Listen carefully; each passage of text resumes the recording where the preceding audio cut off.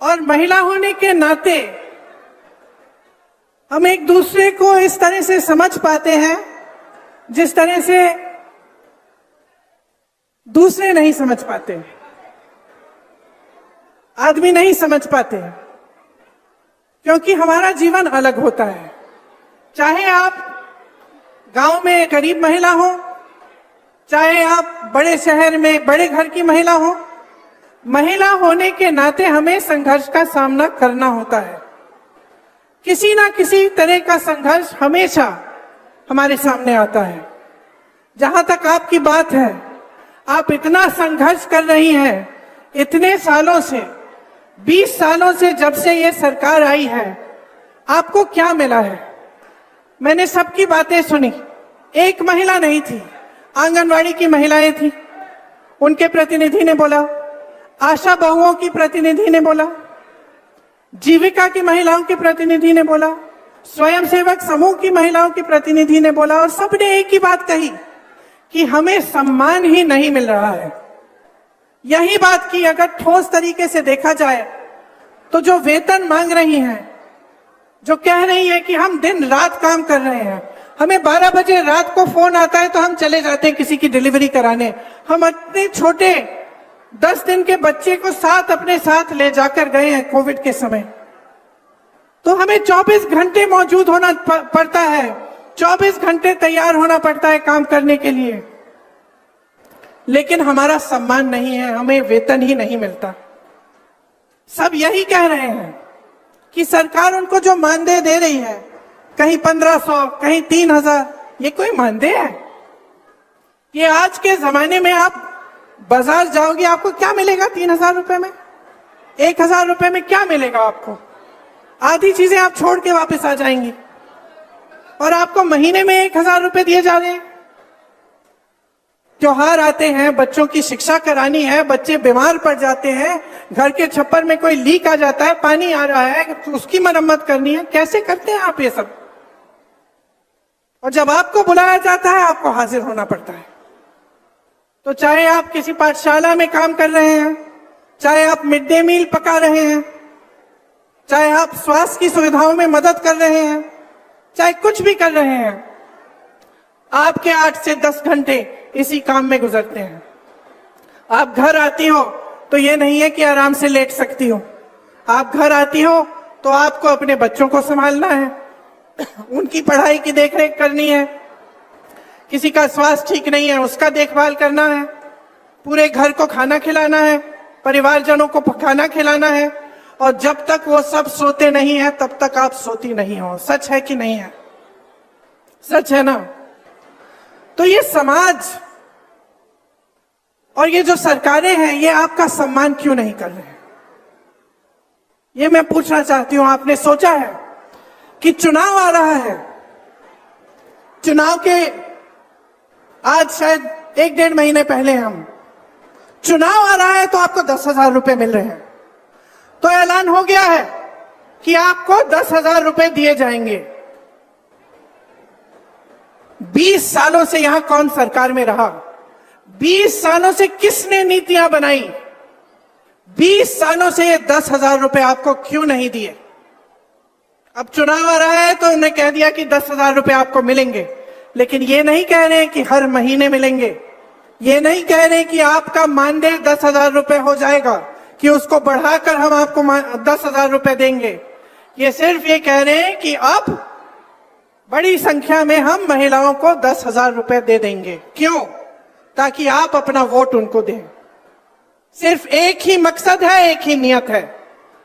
महिला पर क्या बीतती है? महिला जब एक जगह से दूसरी जगह जाती है तो असुरक्षित महसूस करती है अपने आप को। अपराध बढ़ गए हैं महिलाओं पे, 10 गुना बढ़ गए होंगे।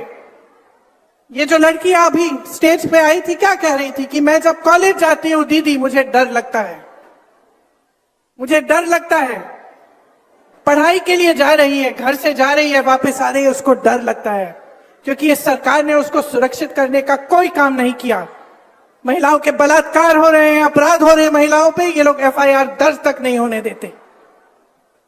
जब आप एफआईआर दर्ज करने जाते हैं, मना किया जाता है।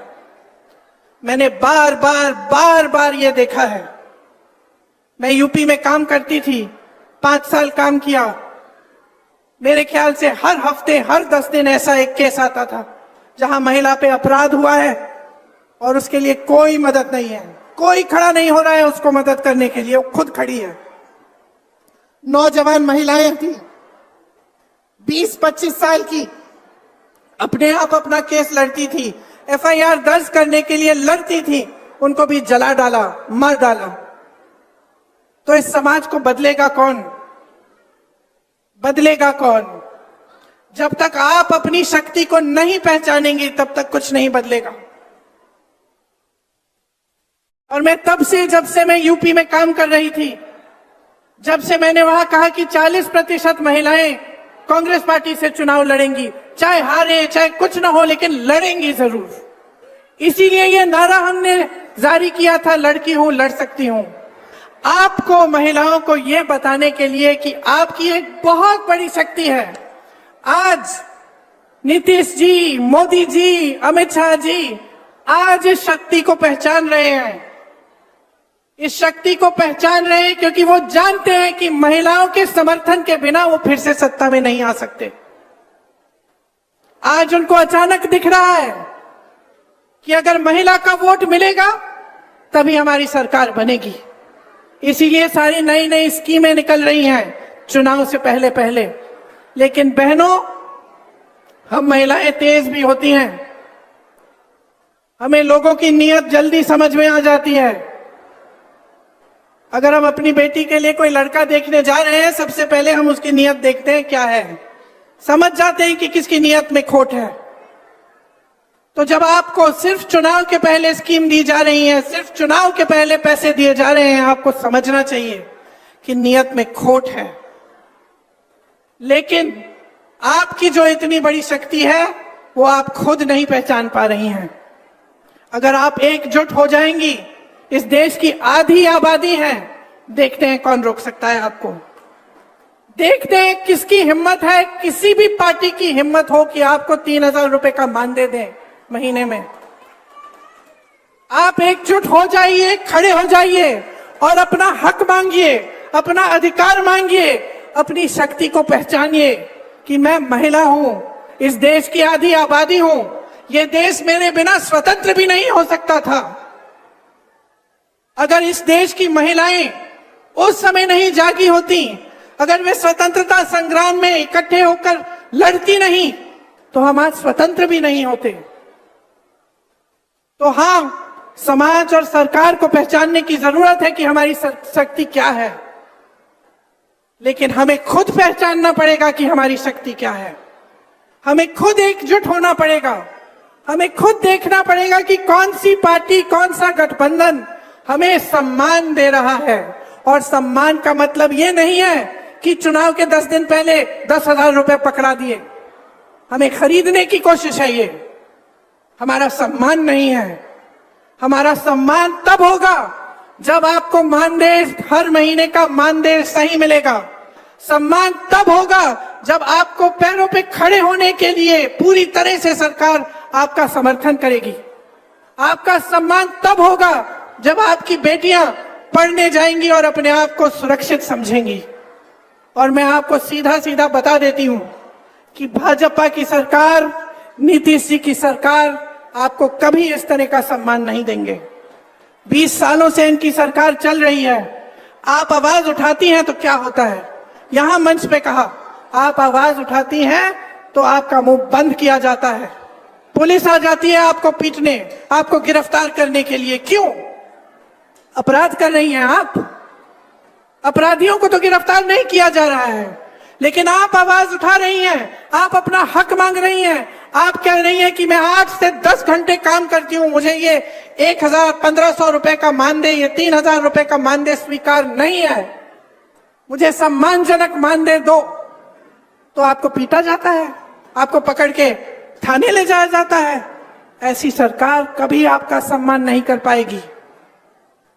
हमारे गठबंधन ने तय किया है कि जो जरूरतमंद महिलाएं हैं उनको 2,500 रुपए हर महीने मिलेगा। आपके मानदेय की बात हम सब अच्छी तरह से समझ रहे हैं और आपके मानदेय को बढ़ाने के लिए, आपके सम्मान के लिए हम सब काम करेंगे। आपने यहां मंच पे कई महिलाओं ने अपने बच्चों के स्वास्थ्य की बात की। हमने तय किया है कि जिस तरह से कांग्रेस की सरकार ने राजस्थान में 25 लाख का स्वास्थ्य बीमा जारी किया था, उस तरह से बिहार में हम उसे लागू करेंगे। इसका मतलब है कि 25 लाख रुपए तक कोई भी स्वास्थ्य सुविधा, चाहे वो सर्जरी हो, दवा हो, कुछ भी हो, वो आपको मुफ्त में मिलेगी। ये आपके समर्थन के लिए है, ये इसलिए है ताकि आपको अपने बच्चों के लिए, अपने स्वास्थ्य के लिए, अपने परिजनों के स्वास्थ्य के लिए संघर्ष नहीं करना पड़े। हमने ये तय किया है कि हम भूमिहीन परिवारों को 3 से 5 डिसमिल जमीन दिलवाएंगे। और सुन लीजिए, इस जमीन का मालिकाना हक महिलाओं को दिया जाएगा, ताकि जमीन आपके नाम हो, जमीन आपकी हो। ये आपकी शक्ति है जिसे हम पहचान रहे हैं, ये आपका सम्मान है जिसे हम समझ रहे हैं। तो मैं वैसे आपकी बातों को सुनने आई थी, भाषण देने नहीं आई थी। मैं चाह रही थी कि एक संवाद हो, कि मैं भी समझूं, क्योंकि मैं उत्तर प्रदेश की महिलाओं की समस्याओं को जानती हूं, केरल की महिलाओं की समस्याओं को जानती हूं, अन्य जगहों में जहां जाती हूं मैं समझती हूं। मैं समझना चाहती हूं थी कि कितना संघर्ष है आपके जीवन में। और जो मैंने सुना उससे स्पष्ट हो गया है कि आपके जीवन में इतना संघर्ष है। आप पूरे समाज का बोझ उठा रही हैं, आप समाज का बोझ उठा रही हैं, लेकिन समाज और सरकार आपकी तरफ देख ही नहीं रही है। जहां सरकार को मदद करनी चाहिए, जहां आपको सशक्त करना चाहिए, वो काम नहीं हो रहा है। एक बहन ने रोजगार की बात की, कहा कि यहां से तमाम लोग पलायन करके चले जा रहे हैं। इसका मतलब है आप अकेली रह जाती हैं, अकेली सभी संभालती हैं।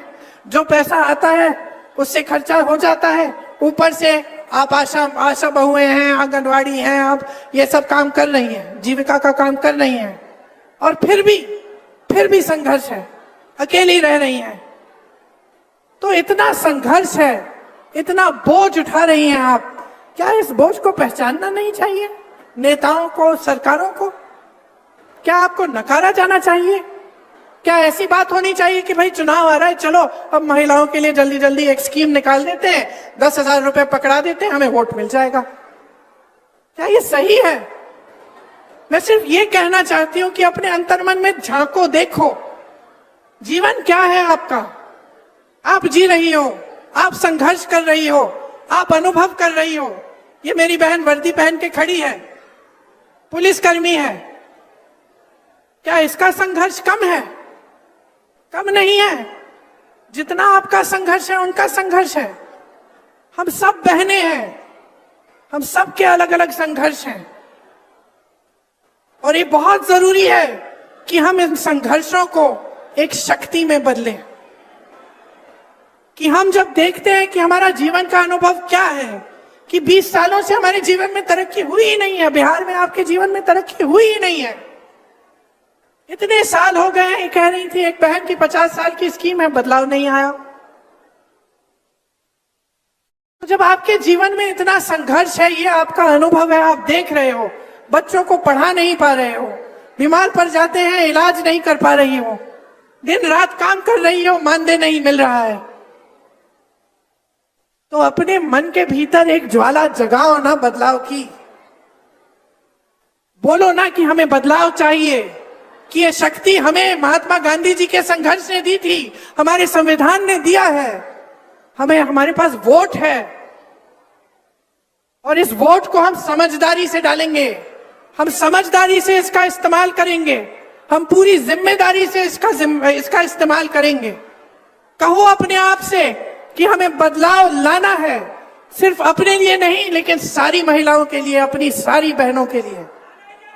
जो सरकार, जो नेता महिला की शक्ति नहीं पहचानेगा, जो चुनाव के समय सिर्फ अपने मुंह दिखाने आएगा और बोलेगा कि लो एक स्कीम निकाल दी आपके लिए, लो 10,000 रुपए, लो 5,000 रुपए, उसको सबक सिखाइए, सबक सिखाइए। उसकी नीयत को पहचानिए। पहचानिए कि आपकी अपनी एक बहुत बड़ी शक्ति है, जो इस देश की सबसे बड़ी शक्ति है। इस देश का भविष्य आपके हाथों में है। बच्चों को आप पालती हैं, नई पीढ़ी आपके हाथों में है। आप शिक्षा देती हैं, आप समझाती हैं, आप नैतिकता की बात उनसे करते हैं, आप संघर्ष करके स्कूल पहुंचाती हैं, उनको शिक्षा दिलवाती हैं, रोजगार करती हैं, संघर्ष करती हैं। तो मैं सिर्फ इतना कहना चाहती हूं कि अपनी शक्ति को पहचानिए, खड़े हो जाइए। जो सामने आता है, जो जो स्कीमें आपको बताता है, उसको पहचानिए। जो सचमुच आपकी भलाई चाहता है, उस नेता को भी पहचानिए। मेरे भाई राहुल गांधी ने पूरे देश में संघर्ष किया। किस लिए? सामाजिक न्याय के लिए। और सामाजिक न्याय में शामिल क्या है कि महिलाओं को न्याय मिलना चाहिए, कि महिलाओं को सम्मान मिलना चाहिए। इसलिए आज ज्यादा लंबा नहीं बोलूंगी, सिर्फ ये कहूंगी कि चुनाव आने वाला है। परिस्थितियों को समझ लीजिए। आपकी अपनी परिस्थितियां जो हैं, उनको आप समझती हैं। जो चुनावी परिस्थितियां हैं, जो राजनीतिक परिस्थितियां हैं, उनको भी समझिए। और ये समझिए कि इस चुनाव में नीतीश जी और भाजपा की सरकार को आपको हराना पड़ेगा। अगर आप सम्मान चाहते हैं, अगर आप न्याय चाहते हैं, तो एक नई सरकार बिहार में बनानी बहुत ही जरूरी, बहुत ही महत्वपूर्ण है। आप सबने बहुत इंतजार किया, देर भी हो रही है। मुझे लग रहा है कि कुछ बहनें जा भी रही है, खाना वाना पकाना होगा, काम करना पड़ेगा। इसलिए आप सबको बहुत बहुत धन्यवाद कि आपने इतनी ध्यान